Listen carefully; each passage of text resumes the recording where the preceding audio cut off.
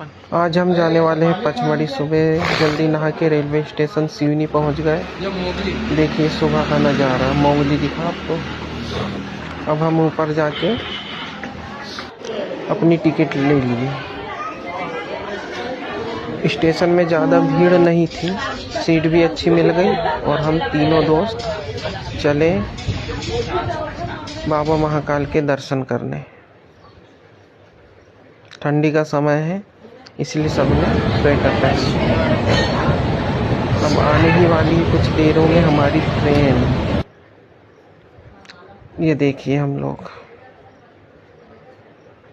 ये हमारे दोस्त हैं पांडे साहब और राकेश भाई। रास्ते के लिए थोड़े से स्नैक्स ले लिए। अब हम पहुंच गए छिंदवाड़ा जंक्शन। छिंदवाड़ा पहुंच चुके हैं।